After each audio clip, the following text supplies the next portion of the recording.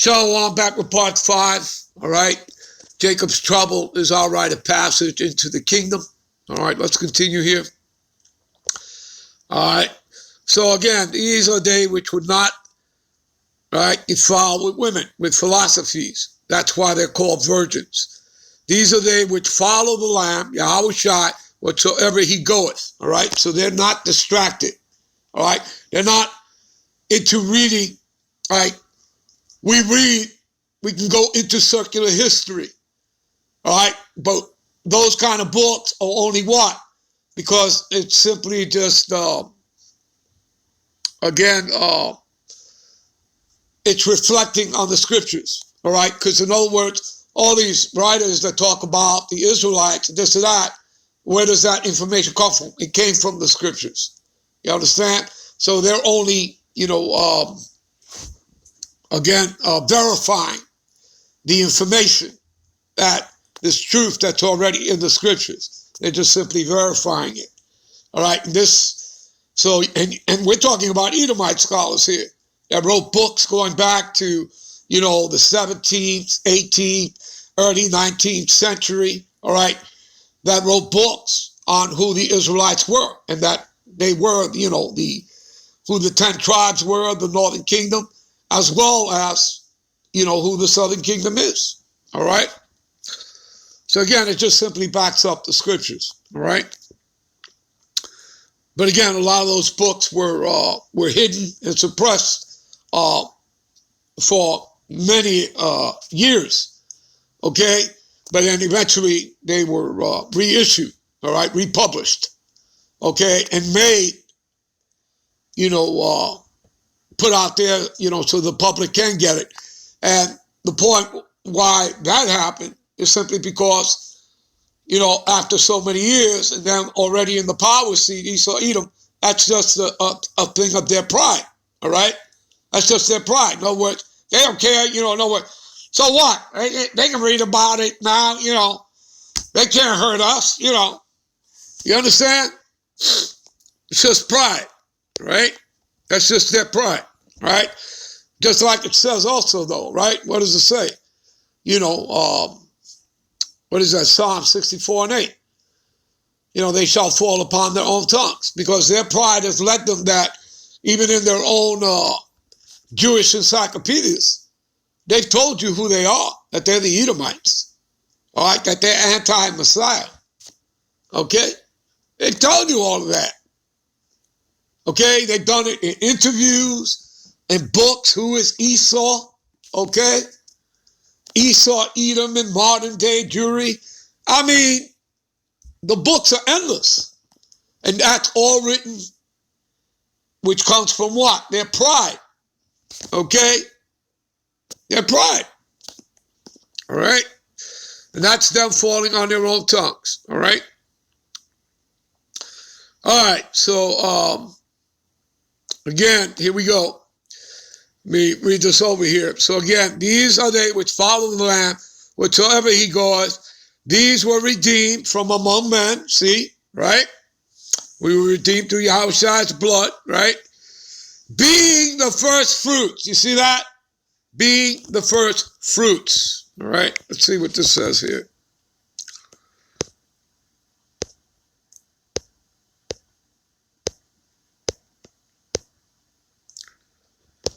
Being the first fruits. Strong's G, 536. Aparche. To offer firstlings. You see that? Firstlings. Or first fruits. To take away the first fruits of the productions of the earth which were offered to God. The first portion of dough. Person superior and excellent to others of the same class. In other words, you have an Israel, right? But you have an elect of Israel. Do you understand? And that's who the Lord is coming back for, the elect of Israelites, right? You understand, people? You get that?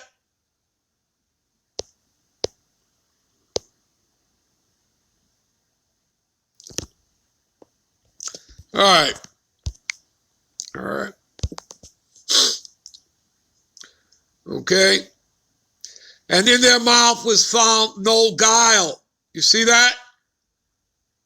No fault. You see that? No guile.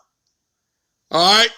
For they are without fault before the throne of God. Who is? The elect. You understand? All right. What cleanses you? These scriptures do. You understand that? What is that? Psalms 119 and 9. All right. Old Testament, Psalms 119 and 9. What does it say here? Wherewithal shall a young man cleanse his way? By taking heed thereto according to thy word. What word? This word. All right, these scriptures. This truth, wisdom, knowledge, and understanding of the scriptures. This is what cleanses you. So you could dip yourself all day in water or in a river or lake, however you want. That's not what cleanses you. What cleanses you is this word. You understand? All right? All right.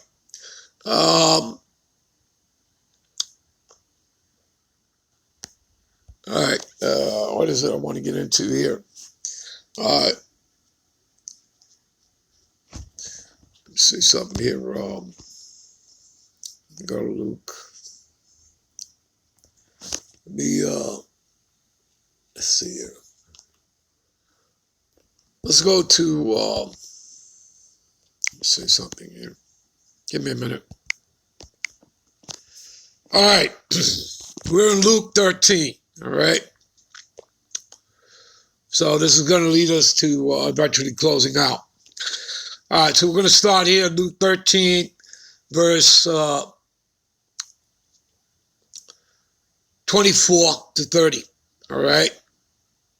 Actually, I'll start at the 23rd verse. And then said one unto him, Lord, are there few that be saved? And he said unto them, strive to enter in at the straight gate.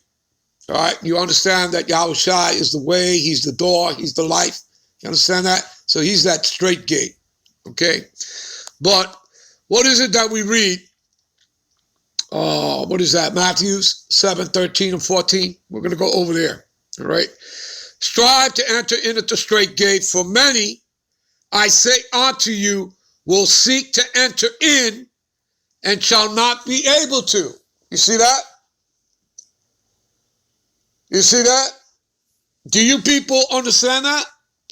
That's like when we read, like, he says, not everybody that, calls me Lord, Lord, Lord shall enter into the kingdom. Do you understand that, people? Do you get that point? All right? All right? So strive to enter in at the straight gate. All right, let's see something here.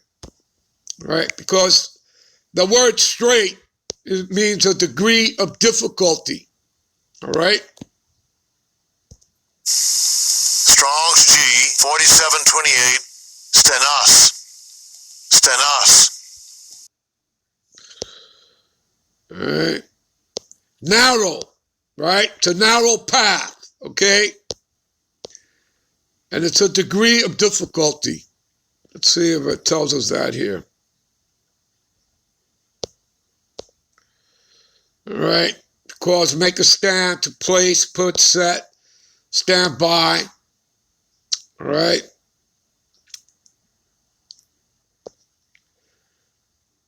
All right. To stand, to escape in safety. See that?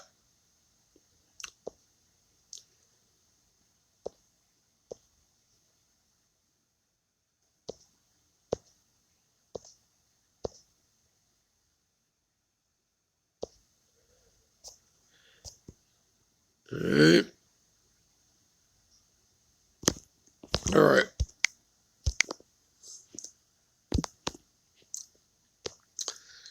All right.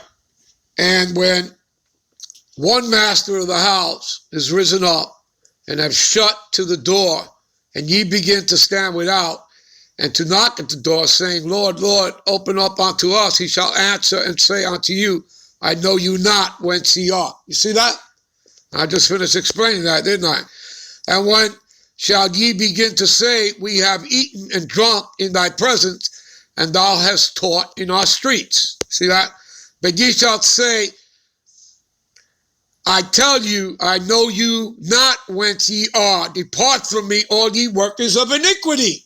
All right? See that? Of sin. There shall be a weeping and gnashing of teeth when ye shall see Abraham, Isaac, and Jacob, and all the prophets in the kingdom of God, and you yourselves thrust out. See that? And they shall come from the east, and from the west, and from the north, and from the south, and shall sit down in the kingdom of God. Which again is here on the earth, people. All right, because Yahushua is making, he's taking, this is his kingdom, all right? And he's going to now proclaim his kingdom, right? Which is the everlasting kingdom. But he has to take out America, Babylon the Great first, all right? And behold, there are last which shall be first, and there are first which shall be last. There you go, people. See that? All right? Now, I want to quickly go over here. All right, this is Matthew 7, 13 and 14. All right? Parable. Enter ye the straight gate, okay? For wide is the gate, all right? And broad is the way that leadeth to destruction. So the Lord is telling you to enter in at the straight gate, which means a degree of difficulty, all right? If you don't enter into the straight gate and you go into the wide gate, which broad is the way, it leads you to destruction. So again, he's warning you to go into the straight gate, right? But many there be which go in thereat. They take that wide gate, the broad way, which leadeth to destruction. Many people follow that, like that 2.4 billion so-called followers of that Renaissance plantation Christianity. You understand? You got that? All right? That's that wide and broad way. You understand? Listening and following onto the ways and the customs of Esau, Edom, the white man. That's a wide and broad way which leadeth unto destruction, because he's that man of sin. He's that man of destruction, the son of perdition. Okay? He's the wicked. He's the dragon, the old serpent, the devil, and Satan. He's that violent man, the evil man. So you're not supposed to follow him. You understand? Who are you supposed to follow? Yahushua, the Mashiach. All right? It's about Yahweh Ba'ashim, Yahushua. All right, because straight is the gate, which is a degree of difficulty, a narrow path, because it's so narrow that only one individual at a time can pass. So you can't even pass through there as a couple. You understand? All right. And narrow is the way, there you go, which leadeth unto life. You see that? Life. Life what? Everlasting. Immortality. A new body. Rulership. Co-heirs, joint heirs to the kingdom with Yahushua. Romans 8:17. You people understand that? And actually a physical crown upon your heads. All right? And I don't have all of them, but let me close out with this. And as it says here, as it continues, all right, which leadeth unto light, but few there be that find it. Now let me take you over to 2nd Ezra to close out. And Ezra, saw upon Mount Zion a great people whom I could not number, and they all praised the Lord with songs. And in the midst of them was a young man of high stature, taller than all the rest, as Yahushua. And upon every one of their heads he set crown. Upon who? The elect. And was more exalted, which I have marveled greatly. So I asked the angel and said, Sir, what are these? And he answered and said to me, These are they that have put off the mortal clothing and are put on immortal. And they have confessed the name of the God power. Now are they crowned and receive palm. Shalom, I'm out. I'm on to the next one.